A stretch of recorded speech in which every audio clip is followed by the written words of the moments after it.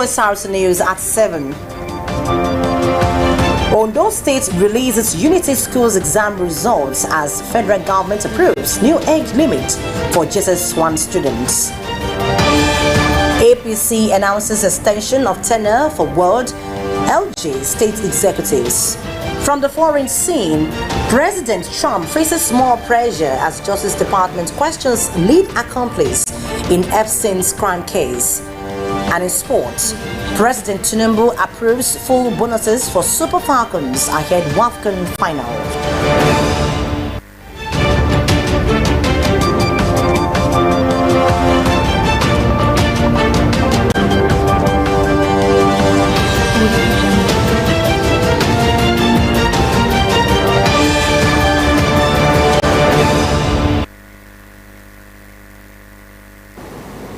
Thank you very much for joining us tonight on the news at 7 on OSRC television. My name is Oyewumi Ayinigbara. The Ondo State government has announced the release of results for the 2025 entrance examination into its 5 Unity secondary schools.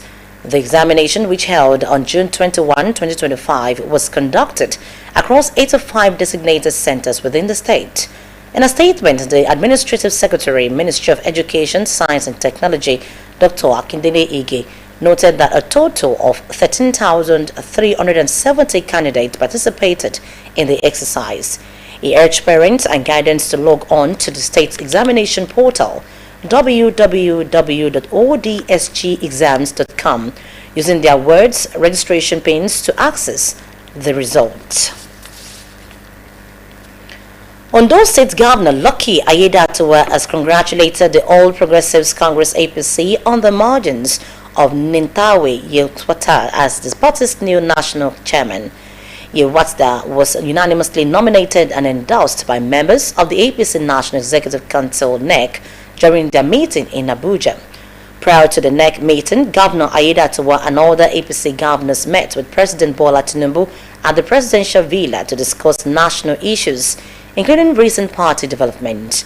After the NEC meeting, Governor Aiyedatiwa praised the party leadership for the smooth, rancor-free process that led to Yewatda's appointment.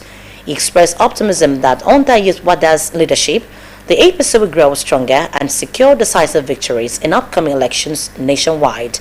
Governor Aiyedatiwa described the APC national chairman as a visionary leader with the capacity to organize, re-engineer, and reposition the APC for greater progress. He also commended President Tinubu's talent for identifying outstanding leaders, calling it a hallmark of his leadership style. In the meantime, the National Executive Committee of the All Progressives Congress APC has approved the extension of the tenure for all ward, local government and state executive committees across the country. The decision was reached during the party's 14th NEC meeting presided over by President Bola Tinubu in Abuja. The tenure extension is aimed at maintaining stability within the party's structure ahead of major political activities. With this resolution, all current executive committees at the ward, local government and state levels will continue to serve without disruption until the end of 2025. The call for full implementation of local government autonomy is gaining renewed momentum following recent public hearings held across Nigeria's 6 geopolitical zones. Many believe that granting full autonomy to local government with decentralized power bring governance closer to the people and significantly improve service delivery at the grassroots level. OSRC's Blessing Obey report on experts' perspectives regarding the potential import of full local government autonomy, particularly in Ondo State.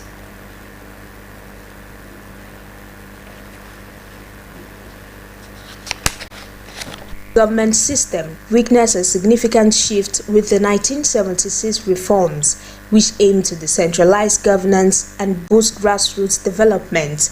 These reforms led to the creation of local government areas across the country, officially recognizing local governments as the third tier of governance. On July 11, 2024, the Supreme Court affirmed the financial autonomy of Nigerian 774 local governments, reinforcing their constitutional status. Despite this ruling, the push for full local government autonomy continues, with advocates calling for constitutional amendments that will allow councils to operate independently. Many argue that true autonomy would empower local governments to generate revenue, manage their own budgets, and implement policies tailored to local needs. The development that you will say is in the state or in the federal can only be meaningful, can only be seen if it starts from the local government. When you say that local government should be fully autonomous, it means that they must be able to control their workers, the funding, they must have full access to all the funds that come to the local government, they must be able to levy taxes and disburse them, and whatever. Those are the three basic things. Different local governments have different terrain. What you require at Ilaje and Odo local governments is not what you require at Akure. Being Akure South could be an urban local government, and an Akure North being a semi-urban local government, or Okutupa being an urban local government. There are differences. So you must, to that extent, you must allow the people, that is the elected councils and the chairman and his supervisory councillors, to be able to determine what happens at their respective local government level. That is the advantage. Others insist that genuine autonomy is the key to unlocking development in rural communities across the country. It is the responsibility of the local government to provide social service at the primary state level to the people. If autonomy of the local government is fully implemented, indeed it will bring better resourcefulness and channels of the provision of social services to our people, better than what we have at the moment. Financial independence, it enhances the decision being made at the local government, and it makes resources to be well allocated efficiently and appropriately, even at due time, which will solve many of the menaces public, ranging from community, security, infrastructure, education, market, and whatever. The history of local government autonomy in Nigeria is deeply rooted in constitutional provisions and past reforms, while strides have been made, including calls for a review of the 1999 Constitution. Achieving full autonomy for local government remains a work in progress. Blessing Obe, Osrc News. You're still watching Osrc News at 7. After the break, President Tinubu approves full bonuses for Super Falcons ahead WAFCON finals. Do rejoin us for this and more.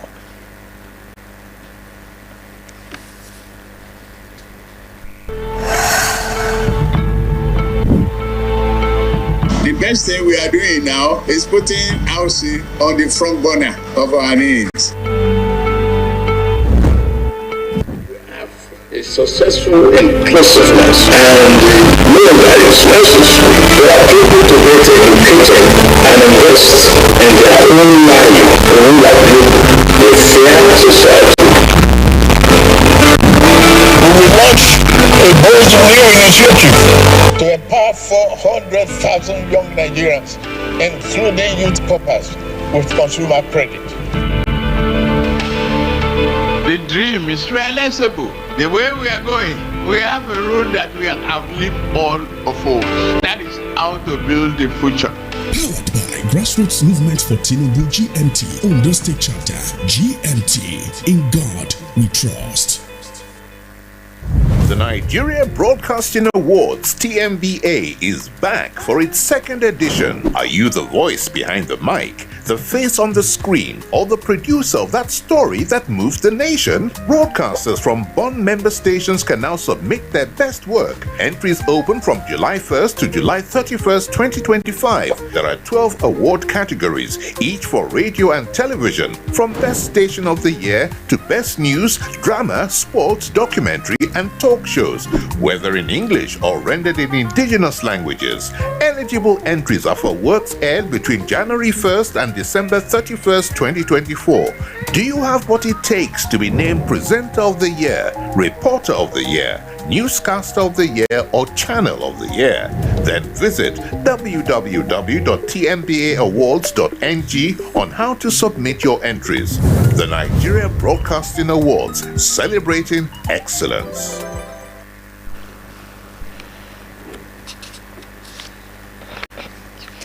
Thank you very much for joining us.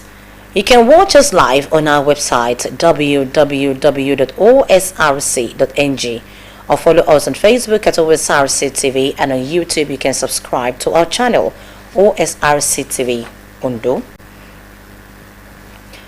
Governor Lucky Aiyedatiwa has warned aspirants for Obaship positions against parading themselves as Obas without official government approval. He issued this caution during peace meetings held with the Jare and Ero communities in the federal local government area, which have been experiencing disputes over traditional rulership. The governor said that the government will not hesitate to arrest and prosecute anyone attempting to disrupt peace in the state by bypassing due process.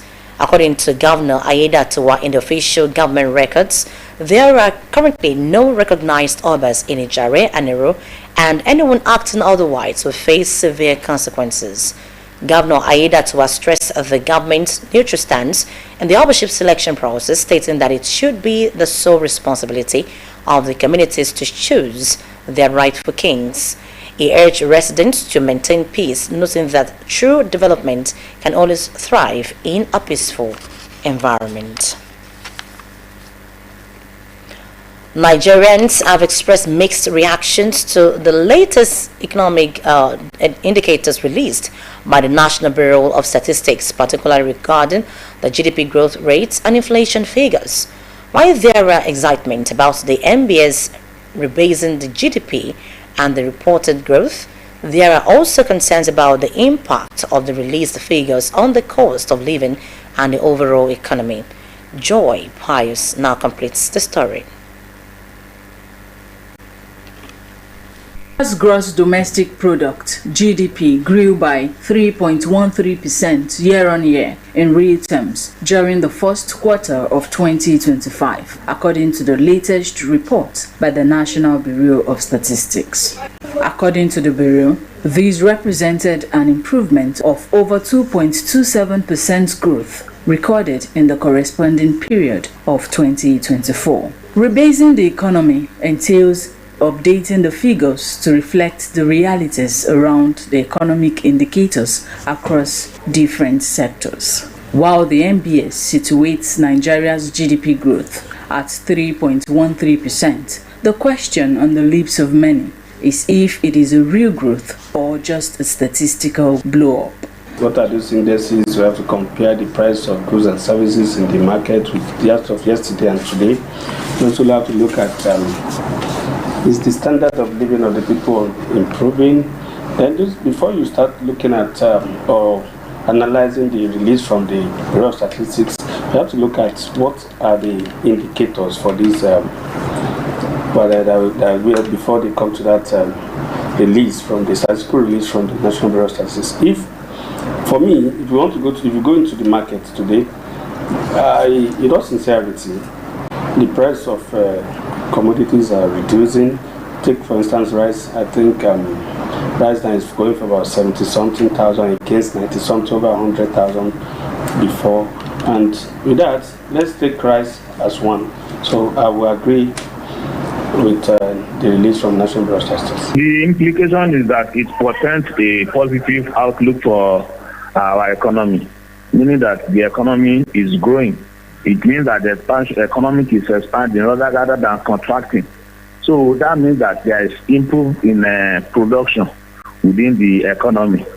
And so for me, and as an economist, I think it's a positive outlook. And the beginning of that it could also portend increase in job opportunity for our people. So it does mean that the economy is growing. The fiscal policies of the Central Bank of Nigeria and the economic redirection of the federal government appears a factor which has caused a leap in the economy and crashed inflation growth. When you have an inflation, the citizen suffers. And the basic purpose of governance, I've always said, you don't have business in governance cycle if the citizens are suffering, because the basic function or the basic role of government is welfareism of the citizen. So if you have a reduction in this inflationary rate, then of course you expect that the citizens are better for it. If you look at the monetary policies that has been even issued from time to time from the World Bank, and as a matter of fact, it's also clear that there's a result of a decrease in the rate of inflation in recent times. So these are some of the things that can contribute to the positive outlook that we have seen in the economy. After the removal of subsidy, there was shock. But after some time, then you can see some flicker of hope, because the economy cannot just remain in the doldrum forever. However, economic watchers believe the improvement recorded is not a considerable growth, calling on all agencies in charge of policy formulation to get to work. We just have 1.70%, which of course is not a score for me. It's not a score. So the CBN, the Federal Ministry of Finance, National Planning Commission, they have to come up with a more aggressive way. So by 2027, Tinubu will have something to say, and to say he has done. So 4 years is not a joke. Those things that we are getting right as a country, we should be consistent with them. We should avoid policy reversal, especially on those policies that have the prospect of ensure that the economy grows. And I'm sure that I also see that the economy, even going forward further, will continue to have a positive trajectory. The agri sector showed significant growth in the first quarter of 2025, with a 10.04% year-on-year increase in nominal terms, while the services sector remains a major contributor to the GDP, growing by 4.33% and contributing 57.50% to the overall GDP in the first quarter of 2025. However, the latest NBS economic indicators sparked mixed feelings from Nigerians, with some optimistic about the reported GDP growth and the NBC's efforts to improve data collection, and others showing skepticism about the impact of these figures on standard of living, especially as cost of living continues to spiral out of the reach of the masses. Joy Pius, Osrc News. The July edition of the monthly sanitation exercise will take place across Ondo State tomorrow. During the exercise, human and vehicular movements will be restricted between 7 and 10 in the morning. General Manager of the Ondo State Waste Management Authority, Mr. Adefolaju Omowole, urged residents to use the time to clean their surroundings, including clearing silt and debris from nearby drainages and trimming bushes around their homes. He warned that anyone found loitering or engaging in activities unrelated to the sanitation exercise during the restricted hours will be arrested and prosecuted. Mr. Adefolaju assured the people of Ondo State of the current administration's commitment to maintaining a cleaner, disease-free and healthier environment.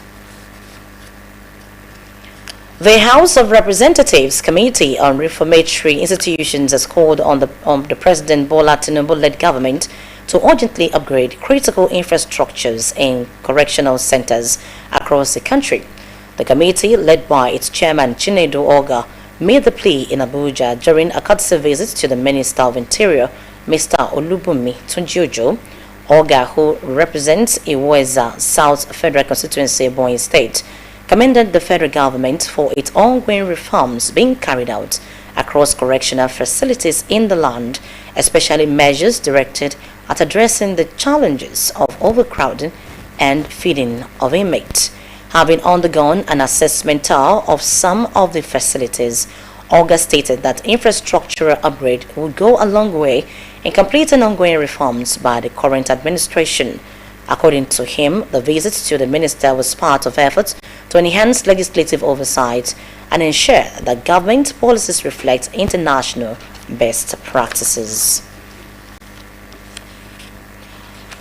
The Nigeria Security and Civil Defense Corps (NSCDC) has urged Edo residents, particularly those residing in low-lying areas, to relocate to safer grounds given the impending risk of severe flooding. The state commandant of NSCDC, Mr. Gbenga Agun, issued the warning in a statement by the command spokesman Efosa Ogbebo, noting that it followed a prediction by the Nigerian Hydrological Services Agency (NIHSA) that heavy rainfall and flooding would persist through September and possibly into October. The commandant described the alert as a necessary measure to mitigate the effect of natural disaster in the state and emphasized the need for urgent sensitization in vulnerable communities. He further said that the NCDC had already mobilized its disaster management unit and instructed divisional officers in charge of high-risk areas such as Ogenebode, Udaba, Enegbete, Okpeko, Ilushi, Oji, and others to begin immediate public enlightenment. The state NSCDC boss urged community leaders and local governments to support the campaign while advising residents to remain alert, report any signs of flooding, and follow all official directives to reduce the humanitarian impact of the seasonal disaster.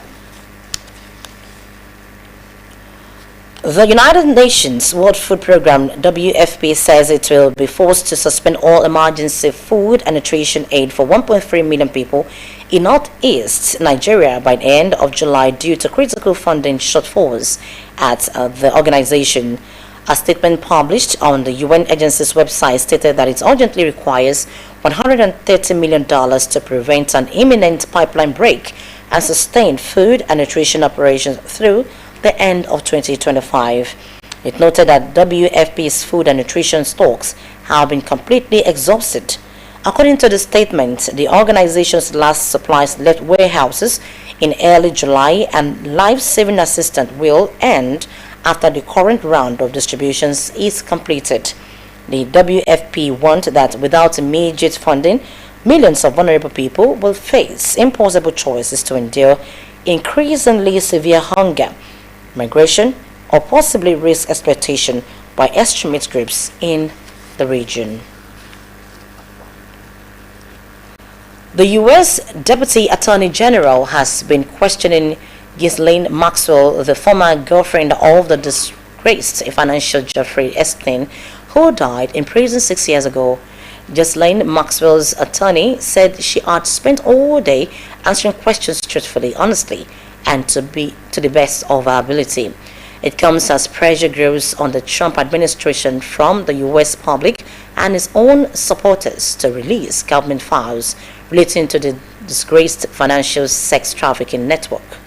The Wall Street Journal reported that the U.S. Attorney General informed Trump in May that his name appeared in documents related to the Epstein case. The White House has dismissed the story as fake news.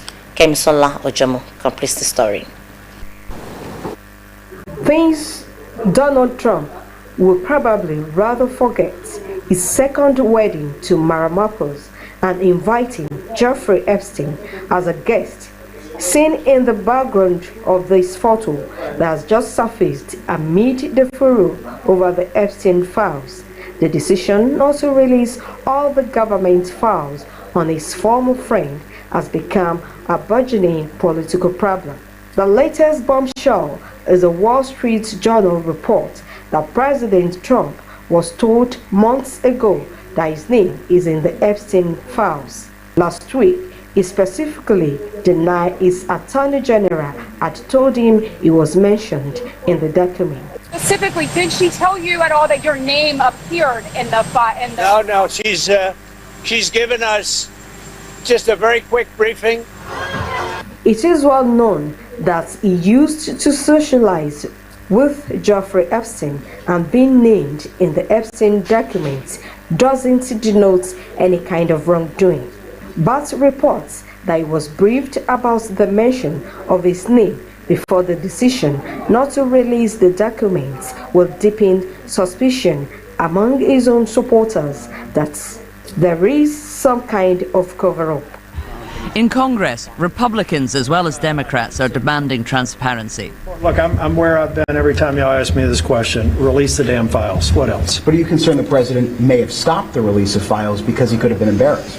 Well, I heard the president say as recently as this week that he thought the DOJ should release whatever files they have. I agree with the president. In Congress, Republicans as well as Democrats are demanding transparency. Ghislaine Maxwell, Epstein's former associate, is serving 20 years for helping him abuse young women. Today, she and a lawyer met the Deputy Attorney General, who apparently had much he wanted to know. He took a full day and asked a lot of questions, and Ms. Maxwell answered every single question. She never stopped, she never invoked a privilege. She never declined to answer. She answered all the questions truthfully, honestly, and to the best of her ability. Donald Trump cannot seem to avoid questions about Jeffrey Epstein. His name comes up at cabinet meetings. Are you still talking about Jeffrey Epstein? Even in the Oval Office, President Trump just cannot seem to escape this Epstein saga, which could all have been avoided if he had just released the files or never previously suggested that he would do so. Kemisola Ojomu, Osrc News. The United Kingdom and India have signed a trade agreement that will reduce tariffs of goods from textile to whiskey, cars and spices and allow more market access for businesses. British Prime Minister Keir Starmer hailed the agreement as a landmark moment for both countries. Ifeoluwa Arowosegbe has the detail. Sealed with a handshake and a warm embrace, a free trade agreement 3 years in the making between the UK and India, the most significant deal for Britain since leaving the EU and for India its biggest outside of Asia. This is a historic day, a landmark moment for both of our countries. The UK-India deal. To critical minerals, semiconductors to cyber security, we shall create the future. Whiskey, cars and some food items, and in return, the UK will offer near duty-free access to Indian textiles and electric vehicles. Indian workers in the UK on temporary basis will not have to pay a tax that funds Britain's National Health Service and other benefits for 3 years. Although the same applies to British workers in India, and the proposed carbon tax targeting countries with looser emission standards was left out. But the most contentious issue of all was not even addressed. The close ties Narendra Modi has kept with Russian President Vladimir Putin.